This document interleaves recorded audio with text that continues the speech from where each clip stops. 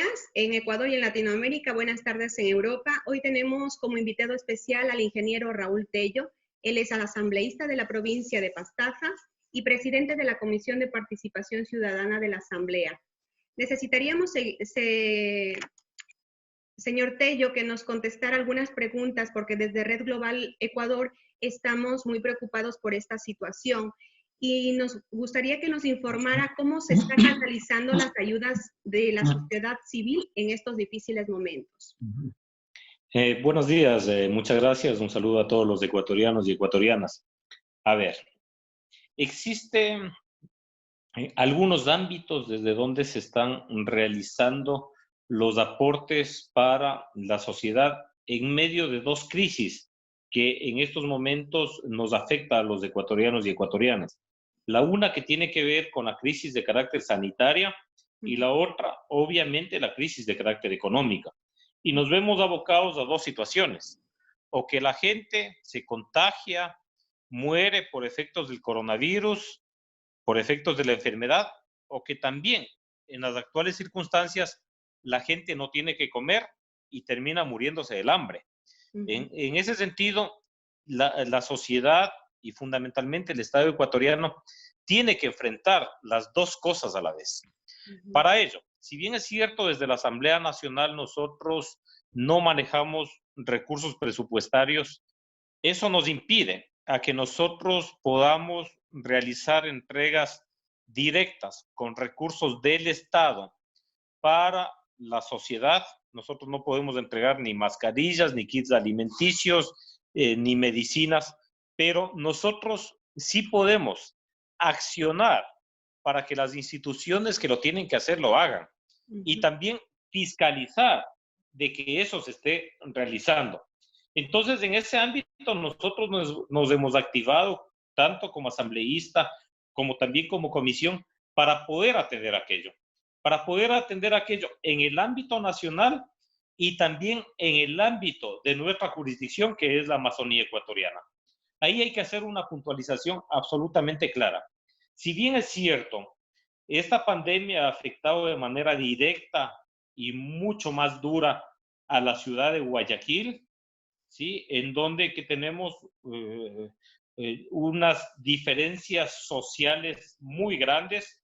Por un lado, gente con mucho poder económico y por otro lado, gente muy pobre. La situación en Amazonía tiende a ser peor. Y tiende a ser peor, ¿por qué? Por dos cosas fundamentales. La primera, también por las condiciones económicas y geográficas en las que vive nuestra población, de manera particular en las comunidades indígenas.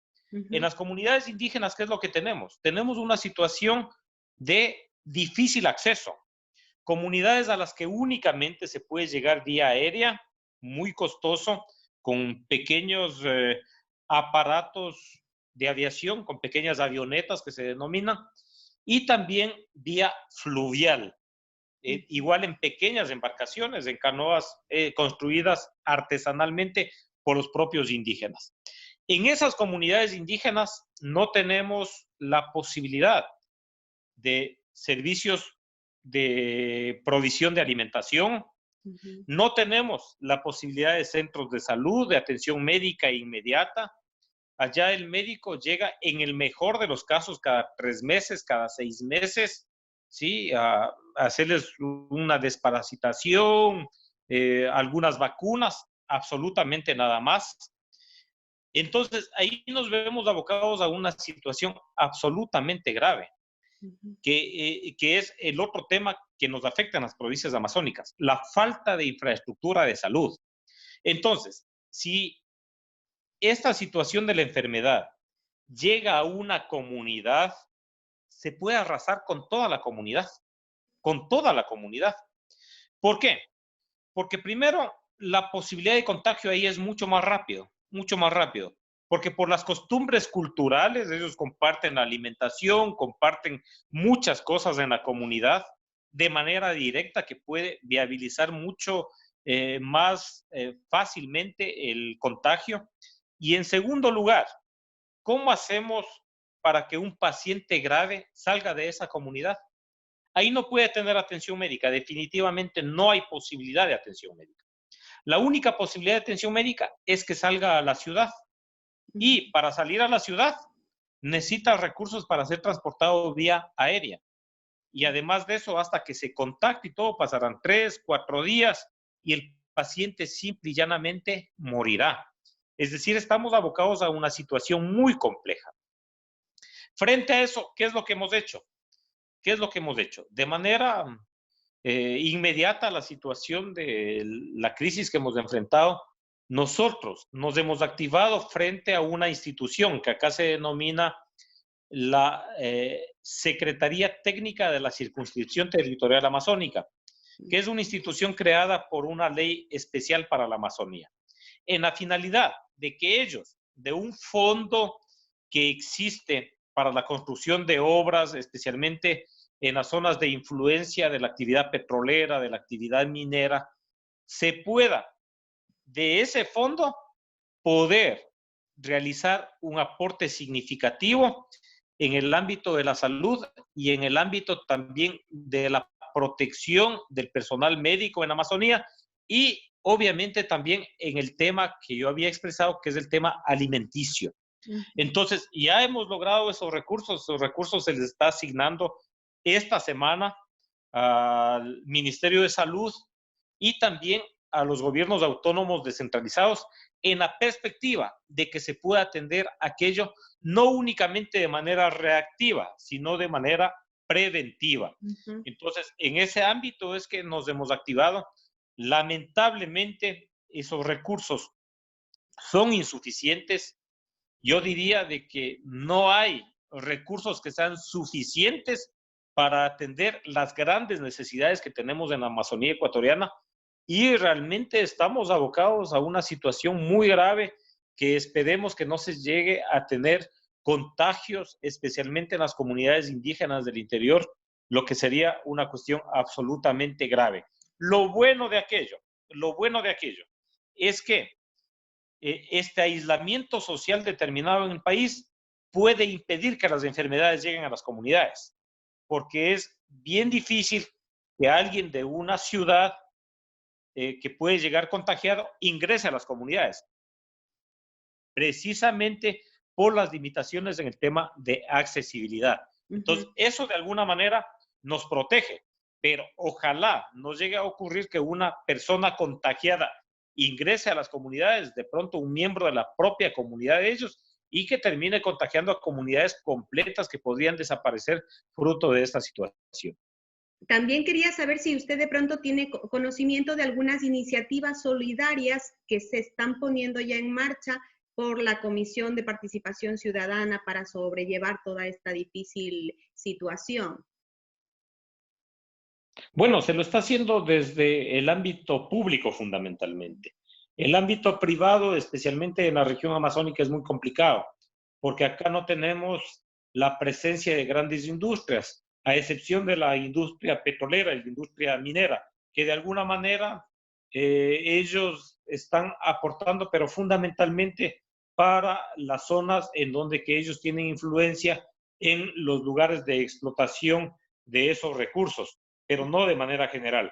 En todo caso, las iniciativas se lo está haciendo fundamentalmente desde las instituciones públicas, desde los gobiernos autónomos descentralizados, esto es desde los municipios, desde los consejos provinciales, desde las juntas parroquiales, que se han activado en diversos ámbitos, se han activado tanto en el ámbito de desinfección, en el ámbito de provisión de algunos insumos de carácter hospitalario, muy limitado en eso, pero principalmente el accionar ha estado en el tema de provisión de alimentos a personas que no tienen accesibilidad por la difícil situación económica.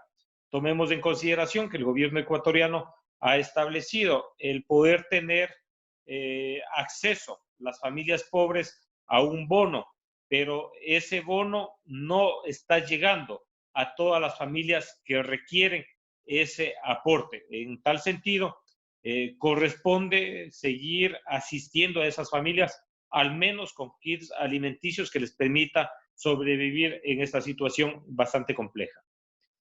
Genial. Por otro lado, desde Red Global Ecuador nos hemos puesto en contacto también durante estas 2 semanas con muchos ecuatorianos que están varados por el mundo. Tenemos constancia de que son alrededor de 6.000 ecuatorianos que están prácticamente algunos durmiendo en parques, otros en aeropuertos. Desde la Comisión de Participación Ciudadana, ¿podría decirnos si de alguna manera se está ayudando a gestionar ese regreso de los ecuatorianos al país? ¿Sabíais de eso? Sí, desde luego que sí, es una situación lamentable que el gobierno no había considerado. El hecho de que un ecuatoriano esté fuera del país sufriendo una situación compleja, por estas circunstancias debería de ser preocupación del Estado como tal, porque la propia Constitución de la República habla de la necesidad de que los ecuatorianos y ecuatorianas seamos protegidos por el Estado ecuatoriano. En ese ámbito ya tenemos conocimiento de esto desde el inicio a nuestro país y allí ya nos activamos nosotros. Y nos activamos inicialmente como comisión, pero luego habíamos tenido contacto con la Comisión de Relaciones Internacionales de la Asamblea Nacional, que ya se había activado también al respecto.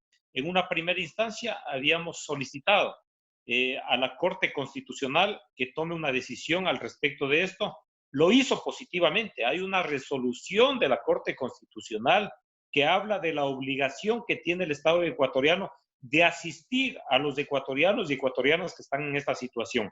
Lamentablemente, el gobierno no hizo caso a esa resolución del más alto organismo de carácter constitucional de nuestro país y tuvimos que activarnos en la Asamblea Nacional para tomar una decisión al respecto de esto.